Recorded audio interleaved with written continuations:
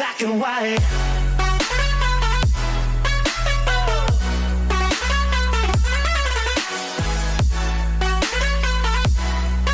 Yeah.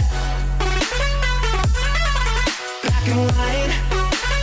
Oh. Oh. Oh. Oh. Just black and white. Come on, baby. Love, no more, baby. Black and white. Come on, baby. Love. Hello everyone and welcome to a new series, Dodge Charger Pursuit. This is where I take a standard edition civilian version Dodge Charger and I convert it to a Dodge Charger Pursuit. We'll go ahead and go over the outside stuff that I've already done. It's pretty much 3 modifications so far.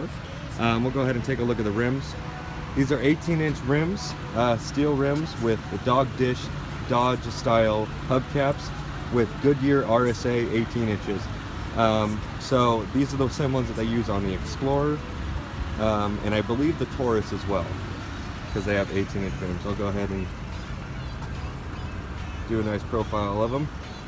These I were able to pick up at a tire place that were off a police car that was not wanting them, I guess, anymore or whatnot. This is a front end with the Go Rhino push bar.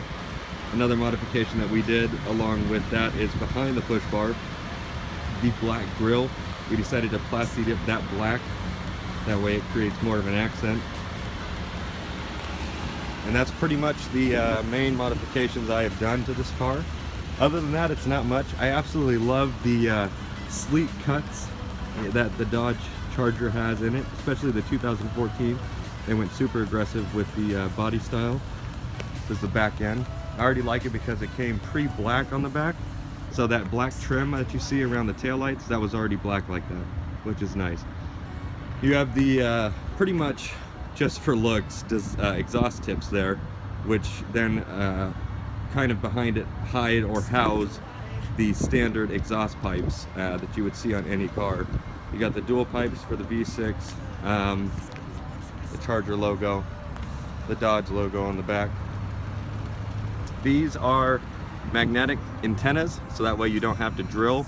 I am looking to find a CB of some sort that I could try to mount magnetically without making any damage to the vehicle. That's why I've hesitated so much on the spotlights. You have door lock, so basically the car is running. Oops, sorry, I missed that. You can click that, you can hear the audible lock, and you can walk away. Since I have the key in my pocket, I could try to put it over here and we'll see if it works. I'll put the keys right here, okay?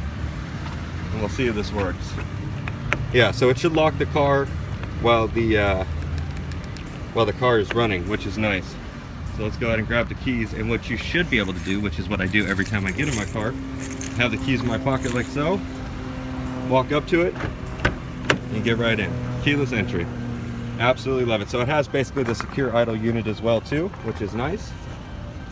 And that is pretty much my Dodge Charger. So I'm going to go ahead and show you guys the interior and let you see what the interior is all about in the 2014 Dodge Charger Standard Edition.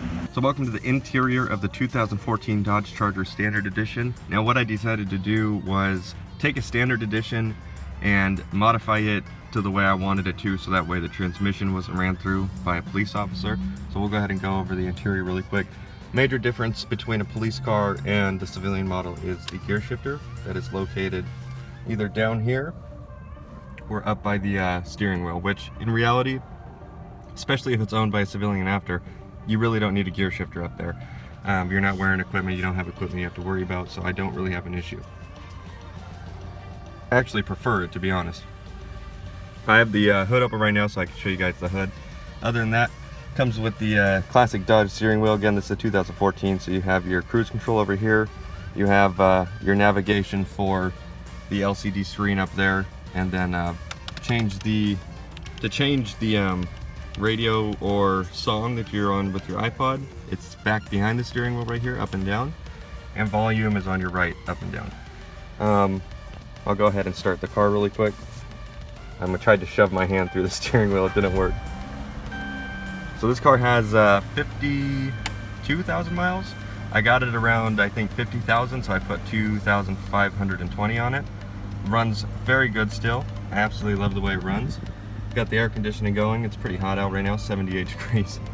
So that's why I have both the visors down. We got the phone holder. There I am. All that stuff. Spotlights I'm thinking about. I really don't want to drill into my new car, so I'm kind of holding back from anything like that. Other than that, you do have a pretty good array of navigation stuff in here. With just this standard model, you can turn the screen off, even though technically the screen's always on still, which is, I find funny.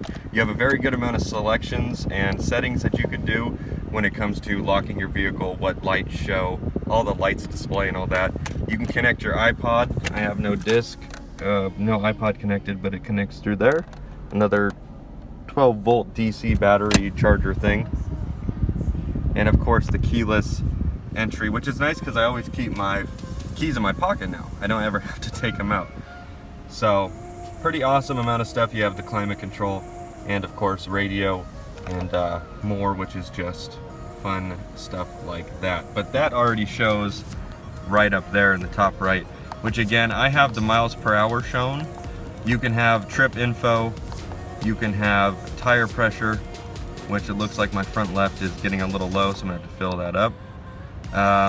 You have your vehicle info, which shows your temperature, your engine idle hours, which is a 1,906 on this car, and your coolant temperature, oil temperature, and the transmission you have to switch into drive to be able to see that. It shows you messages as in notifications when your oil is up and stuff like that and you need to change it. It shows also when you're cruise controlling, but I like the digital display with the miles per hour.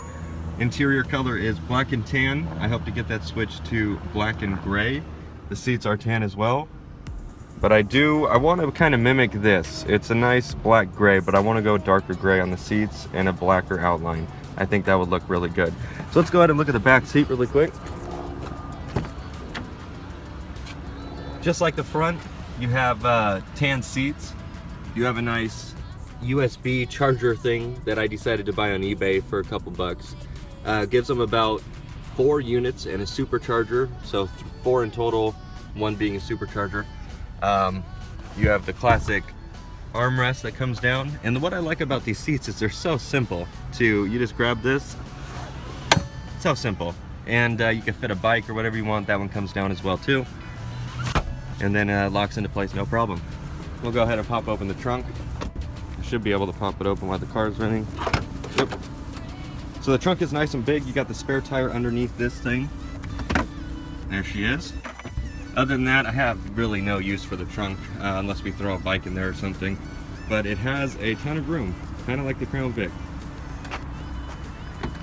Go ahead and show you front now.